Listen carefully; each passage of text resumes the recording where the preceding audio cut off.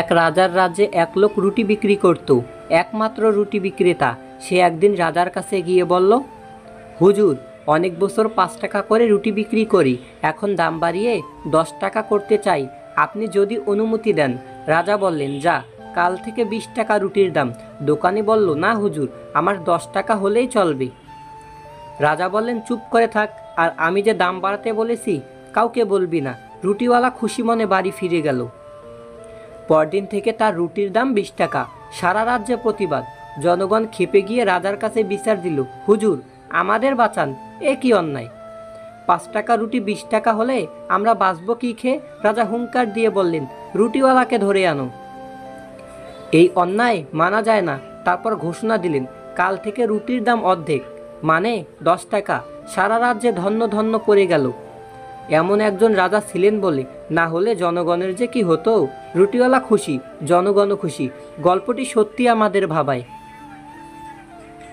10 মাস পেটে, 3 বছর বুকে, আর সারা জীবন হৃদয়ে রাখেন, সে হচ্ছেন আমাদের মা। চট করে কাউকে ভুল বোঝা উচিত নয়। কে বলতে পারে যেটা তোমার কাছে ভুল, সেটা তার কাছে পরিস্থিতির অসহায়ত্ব। রাস্তায় চলতে এটা মনে রাখুন, চোখ নিচু রাখা, কাউকে কষ্ট না দেওয়া, সালামের উত্তর দেওয়া, ভালো কাজের আদেশ দেয়া, মন্দ কাজের নিষেধ করা। হাসির মাঝে লুকিয়ে ফেলা মন খারাপগুলো কখনোই তুমি জানতে পারবে না। দুটি জিনিস প্রকাশ করাই উচিত নয়। নাম্বার 1, কষ্ট প্রকাশ করলে হাসির পাত্র হবেন, আর নাম্বার 2, ভালোবাসা প্রকাশ করলে অবহেলার পাত্র হবেন। ঠাট্টার মাধ্যমে সবাইকে আনন্দ দেওয়াকে মজা করা বলে। ঠাট্টার ছলে কাউকে আঘাত করাকে মজা করা বলে না, সেটা অপমান করা বলে। চরিত্রহীন নারী চেনার 8টি গুরুত্বপূর্ণ উপায়। নাম্বার 1, লজ্জাই নারীর ভূষণ, কিন্তু অসৎ নারী আপাত ভদ্র হলেও তাদের মধ্যে নির্লজ্জ হাবভাব প্রকাশ পায়। পুরুষের চোখের দিকে চেয়ে থাকে এমনভাবে যেন তার ভিতরটা পড়ে ফেলেছে।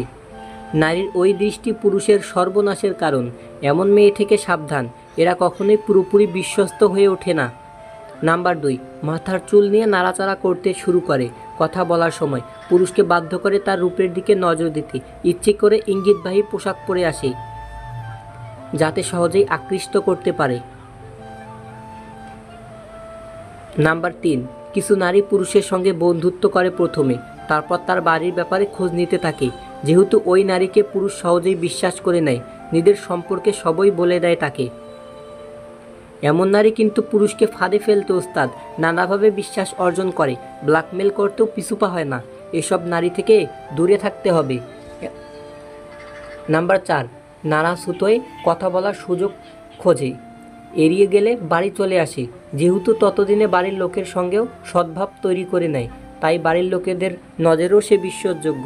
নাম্বার 5, বারংবার দেখা করার ফাঁক খোঁজে। সেই দেখা হওয়া কিন্তু একান্তে, অন্য কাউকে ডাকে না তখন। নাম্বার 6, মাঝরাতে মেসেজ করে, রাত 1টা-2টোর সময় মাখো মেসেজ পাঠাতে থাকে। নাম্বার 7, যেসব নারী মদ্যপানে আসক্ত তাদের থেকে দূরে থাকুন, কারণ নেশা এদের সততাকে বিনষ্ট করে, সাথে চরিত্র ও কুমারিত্ব হারায়। নাম্বার 8, অসৎ নারী নানা অছিলায় যৌনতাকে নিয়ে আসে আলোচনার মধ্যে, পুরুষকে যৌনভাবে উত্তেজিত করার চেষ্টা করে। সেই উত্তেজনার বশে পুরুষ যদি মাত্রাতিরিক্ত কিছু করেও ফেলে, বিপদ কিন্তু পুরুষেরই। এই নারী কিন্তু অবলীলায় দোষ চাপিয়ে দিতে পারে পুরুষের ঘাড়ে। হসপিটালের বিছানায় গিয়ে পড়ে থাকেন, কারা আপনার আপনজন চিনে যাবেন। আয়না যদি মানুষকে তার চেহারা না দেখিয়ে মনকে দেখাতো, তাহলে মানুষ চেহারা সুন্দর না করে মন সুন্দর করার জন্য ব্যস্ত থাকত। যদি কষ্টগুলো বিক্রি করা যেত, তাহলে পৃথিবীর সবচাইতে ধনী ব্যক্তি হতাম আমি। একটা গাছ যখন মারা যায় তখন তার সবগুলো পাতা ঝরে যায়, আর একটা মন যখন ভেঙে যায় তখন জীবনের সব আলো নিভে যায়। সব কিছুই খুব বেশি রাগ বা জেদ ভালো নয়, কারণ এই রাগ আর জেদ জীবনের সব থেকে কাছের মানুষগুলোর থেকে আলাদা করে দিতে পারে।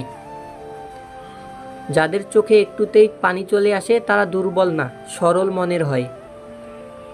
মুখে মুখে সবাই আপন, মনে মনে নয়। কে আপন কে পর কাজে পরিচয়। মধুর সুরে করা যায় প্রেমের অভিনয়।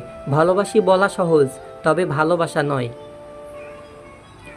অসৎ সঙ্গ কয়লার সমান, যা গরম হলে হাত পুড়িয়ে দেয় আর ঠান্ডা হলে হাত কালো করে দেয়। ষড়যন্ত্র করে কাউকে সফল হতে দেখিনি, তবে ধ্বংস হতে দেখেছি। অন্যকে ছোট করে কাউকে বড় হতে দেখিনি, তবে ঘৃণিত হতে দেখেছি। ভেবে দেখো তো, যার কাছে পৃথিবীর সমস্ত দুঃখের গল্প শেয়ার করা যায়, তার কাছ থেকে পাওয়া কষ্ট তাকেই বলা যায় না। কি অদ্ভুত, তাই না? যে সংসারে স্বামী কিংবা স্ত্রীকে কুমন্ত্রণা দেওয়ার মানুষ আছে, সেই সংসারে কোনোদিনও শান্তি থাকে না। শান্তি কেবল সেই সংসারেই থাকে যে সংসারে স্বামী স্ত্রী পরস্পরের মধ্যে আঘাত, আস্থা এবং বন্ধুত্বপূর্ণ আচরণ করে। আমাকে কেউ খারাপ ভাবলে আমি কিছু মনে করি না। একজন মানুষ কখনো সবার প্রিয় হতে পারে না।